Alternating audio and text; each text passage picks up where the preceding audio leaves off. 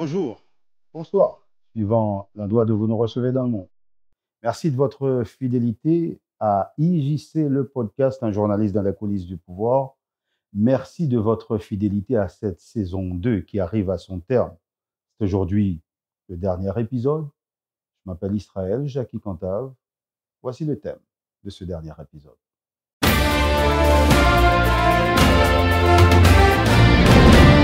Le scandale Rothschild François Junior.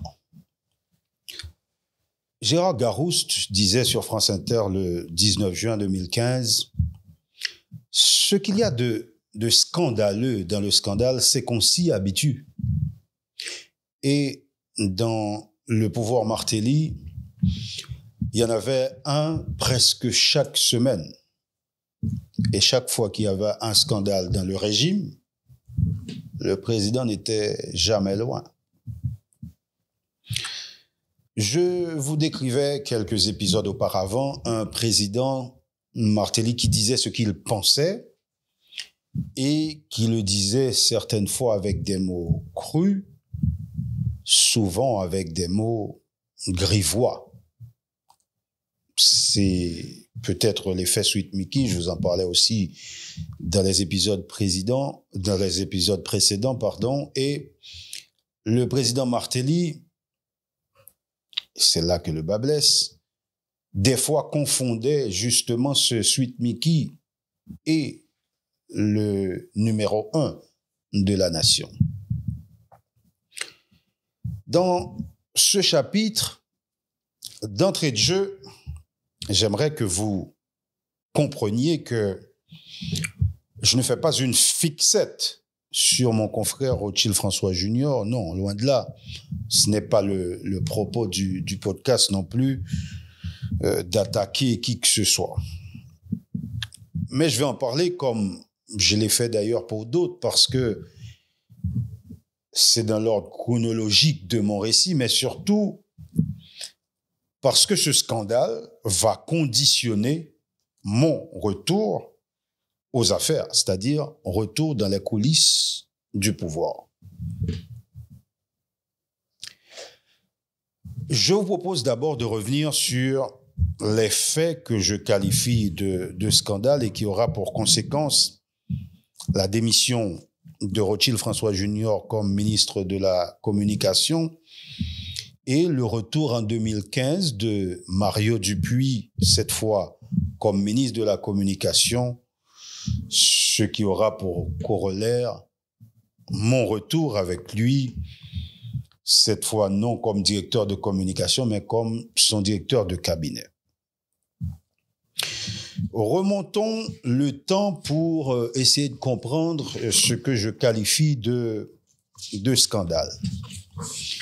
Nous, dans le mois août 2015, et mois août 2015, ça, Haïti n'a pas accueilli un plus gros événement que Caraïbes là, j'en me connais. Il y a une espèce de gros blé, gros festivité, et côté que en pile artistes dans toute Caraïbes là a débarqué en Haïti. Événement ça, et les Carifesta. En 2015, c'était Haïti qui était désigné pour accueillir un tel événement et pas besoin de dire comment t'es gagné en pile préparation pour événement ça et comité a nous retourner avec non Elsa Bossan puisque le comité a gagné tête li Elsa Bossan, cela dit qui te font travail extraordinaire pour te préparer pays pour accueillir un tel événement qui t'est déroulé sur plusieurs sites différents. Et dans un événement comme ça, où imaginons le ministre de la Culture, le ministre de la Communication avait toute sa place et était en première ligne. Premier jour, le festival là était bien déroulé, il n'y a pas de problème. Toute bagaille t'a bien marché jusqu'à ce que ça m'a les scandales là pour le péter puisque sous champ de masse là, zone Kios Oxyde Gentil, président de la République là, Michel Martelly, présent pour l'ouvrir en série d'activités culturelles qui t'a fait là.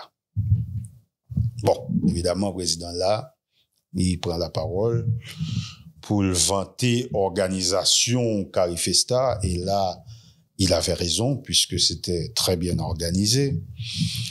Et sans personne pas attendre, pendant le président dans le micro, l'irélé Rothschild François Junior, ministre communication.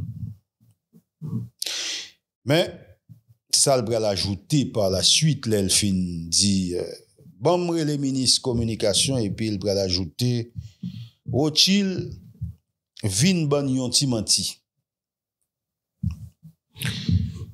Il continue pour le dire, les dans pays a gon bagay qui passé, et puis gouvernement besoin bay yon manti, c'est ministre communication en l'irélé.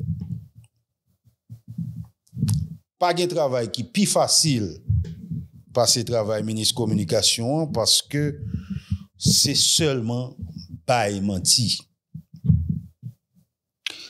Nèg yo bay manti chaque jour, nèg yo à l'école pour yo bay manti.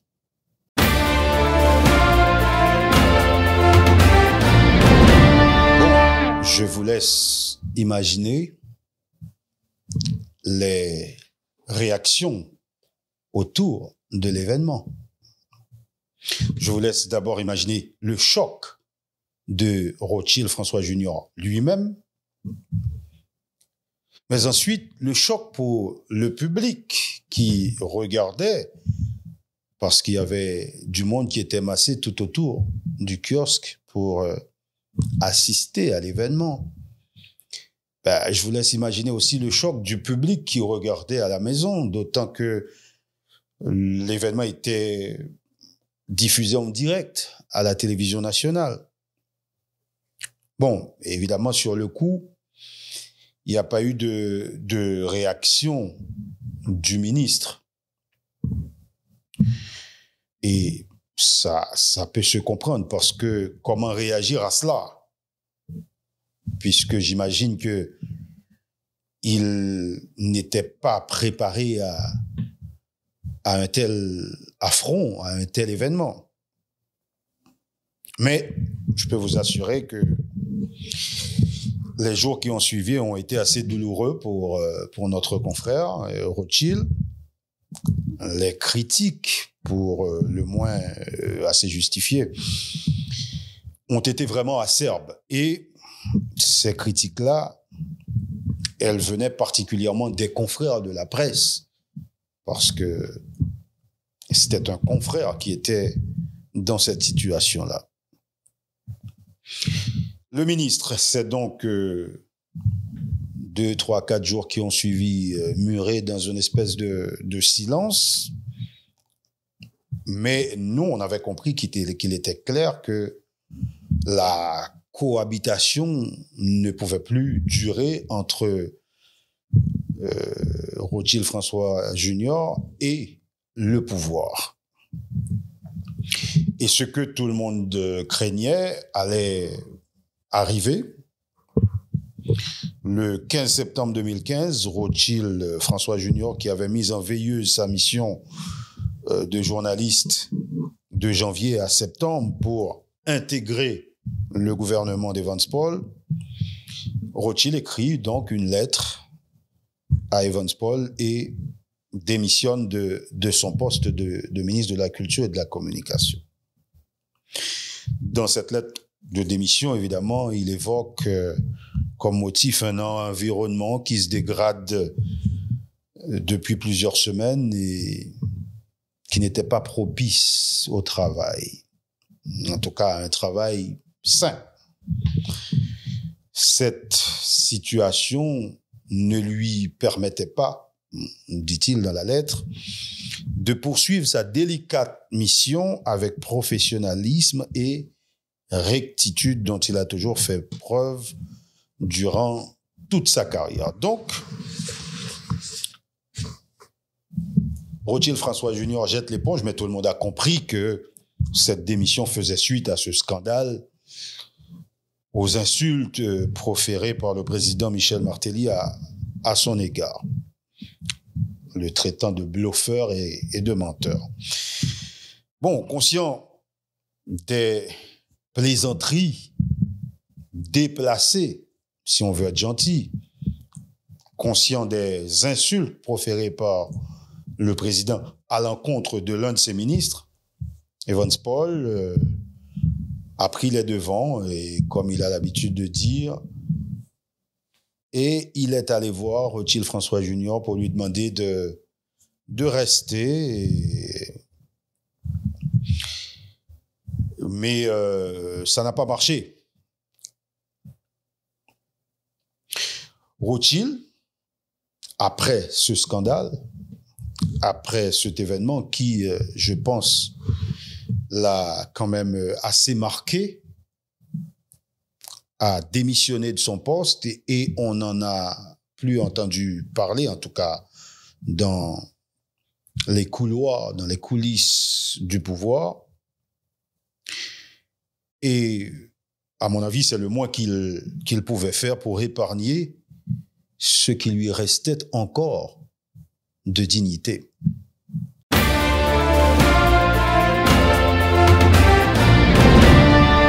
Rothschild François Junior démissionne de son poste de ministre de la Culture et de la Communication et Martelly fait appel à un vieux de la vieille pour le remplacer au ministère de la Communication, un revenant qui était mis sur le banc par l'ancien Premier ministre Laurent Lamotte, un revenant qui, c'est le cas de le dire, revient en force dans ce nouveau gouvernement, en tout cas dans ce gouvernement replâtré d'Evans Paul, c'est Mario Dupuy.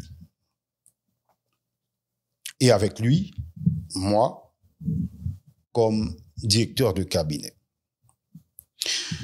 Quand Mario m'appelle le 17 septembre 2015, j'étais au ministère des Affaires étrangères. J'avais rejoint le ministère des Affaires étrangères en 2014, à la fin 2014, grâce à mon ami Fortuné d'Orléans, directeur général de ce ministère. Bon, nul besoin de vous dire que c'était un homme droit, un fonctionnaire qui a gravi tous les échelons au ministère des Affaires étrangères. Il était entré au ministère, je crois, dans les années 80, fin des années 80, en 1988, pour être plus précis. Et il a quitté le ministère, je crois, en 2020, en 2020. Donc, il a gravi tous les échelons avant de devenir directeur général de ce ministère. J'étais donc consultant à son bureau, au bureau du directeur général, jusqu'à l'arrivée en avril 2015 d'un ministre qui s'appelle Lenet Renault. Lenet Renault vient remplacer Duly Brutus comme ministre des Affaires étrangères.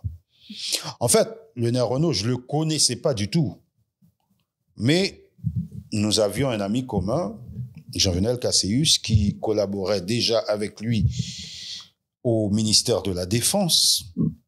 Jean-Venel Casséus lui a parlé de moi. Et quelques jours après son installation, il me fait appeler. Bon, pour ceux qui connaissent le bâtiment qui loge le ministère des Affaires étrangères, ils savent que entre le bureau du directeur général où je travaillais comme consultant, et le bureau du ministre, il n'y a qu'un étage. Donc, je suis monté à l'étage pour rencontrer le ministre. Et là, il me reçoit dans son bureau, mais vraiment gentleman. Il me propose de collaborer avec lui. Il me parle de Jean-Venel Casséus et il me dit tout le bien qu'il pense de moi. Et on décide de collaborer ensemble. Donc, ça veut dire que j'allais monté d'un étage, donc du bureau du directeur général vers le bureau du ministre. Et à ce moment-là, je serai un relais aussi pour le directeur général dans ce sens que je serai toujours au bureau du ministre, mais mon contrat stipule que je suis consultant à la direction générale du ministère des Affaires étrangères. Mais il y a un événement qui allait me marquer dans ce bureau avec le Ner Renault, c'est quand la secrétaire annonce le général Erard Abraham. Il était membre du cabinet du ministre.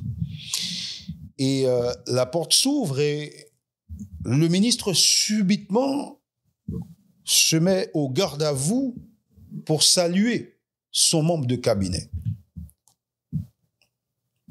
C'était à ce moment-là l'ancien major des Forces armées d'Haïti, le Ner Renault, qui saluait, qui montrait son respect à son ancien général, Erard Abraham. J'ai serré la main du général et, avec beaucoup de fierté et j'ai laissé le bureau. La collaboration avec le Ner Renault fut une belle collaboration, même si elle n'a pas duré longtemps, puisque, je vous le disais, j'ai reçu le 17 septembre 2015 l'appel de Mario, alors que je suis monté vers le ministre Renault en avril 2015. Quand Mario m'appelle, il me dit « Écoute, je serai installé comme ministre de la Communication demain, soit le 18 septembre, tu es mon directeur de cabinet. » Donc, j'en ai parlé à le Ner Renault et à Fortuné d'Orléans, bien sûr. Les deux, évidemment, ont compris que je devais y aller et m'ont laissé partir. Mais en partant, Fortuné d'Orléans a ajouté « Aussi longtemps que je serai directeur du ministère des Affaires étrangères, tu pourras revenir quand tu veux. » Et je pense que ça, c'est quelque chose qui m'a marqué en quittant le ministère. Donc, de la primature en 2011 avec Gary Coney, du ministère de la Culture en 2012 avec Mario, du ministère du Commerce et de l'Industrie avec Wilson Lalo, en passant par le ministère des Affaires étrangères avec le Ner Renault, jusqu'au ministère de la Communication comme directeur de cabinet avec Mario. Moi, je n'ai jamais voulu être fonctionnaire. Je n'ai jamais voulu être nommé dans l'administration publique. Au ministère de la Communication, nous sommes restés jusqu'en 2016 et l'arrivée au pouvoir de transition dirigé par Jocelyn Privert. Donc, je n'ai jamais voulu être nommé parce que je voulais être libre de partir quand la nécessité le commanderait et si je n'avais plus envie de rester, je voulais avoir les coups des franches pour partir à n'importe quel moment. Quand on a laissé le ministère de la Communication en 2016, lors de la passation de pouvoir entre Evans Paul et Jocelyn Privert, j'ai pas voulu travailler dans la transition. Certes, j'ai eu certains contacts, notamment, je pense qu'il va pas me tenir rigueur si je cite son nom, notamment mon ami Abel Nazer, qui m'a appelé. On était ensemble au cabinet de le Ner Renault et puis après, il est devenu ministre de la Jeunesse et des Sports. Mais j'ai pas voulu le rejoindre parce que je me voyais mal dans ce gouvernement de transition alors que j'étais très visible, j'étais très affiché et assumé au niveau du pouvoir. Je n'ai pas voulu travailler dans ce gouvernement de transition, donc je suis resté 2 ans en dehors des coulisses. J'en ai profité pour écrire mon mémoire de sortie pour la faculté des droits et des sciences économiques de Port-au-Prince, que je n'ai jamais soutenu jusque-là. Et j'en ai profité pour travailler avec Yvener Foster-Joseph et Rospide Pétion, travailler sur un projet de mise en place d'une radio, RSF, Radio Sans Fin. Un projet qui sera concrétisé en 2018. Radio Sans Fin, qui était la première radio numérique d'Haïti, à la pointe de la technologie, première radio diffusable sur Facebook, sur YouTube et sur toutes les autres plateformes. Cette même année 2018, Fortunato d'Orléans était encore au ministère des Affaires étrangères comme directeur général. Cette fois, c'est moi qui l'ai appelé et il a tenu sa promesse. Il m'a encore accueilli comme consultant à son bureau, au bureau du directeur général, toujours au ministère des Affaires étrangères. Et c'est là, au ministère des Affaires étrangères, qu'un jour, un ambassadeur fraîchement nommé en Espagne sonne à la porte du bureau. Il est venu remplir son formulaire pour un passeport diplomatique. Il s'agissait de Claude Joseph. Fortuné d'Orléans nous a présenté. Évidemment, il me connaissait de par ma voix, mes reportages et mon édition de Nouvelles 1920 à Radio Caraïbe. Moi, je le connaissais, Claude Joseph, par ses prouesses d'ancien chef de mouvement d'étudiants en 2004. Mais cette rencontre avec Claude Joseph va ouvrir de nouvelles coulisses du pouvoir, du ministère des Affaires étrangères vers la primature, avec en bout de ligne l'assassinat de Jovenel Moïse. Cette rencontre avec Claude Joseph s'ouvre aujourd'hui sur une 3e saison de IJC, le podcast Un journaliste dans les coulisses du pouvoir. Soyez là, l'aventure continue.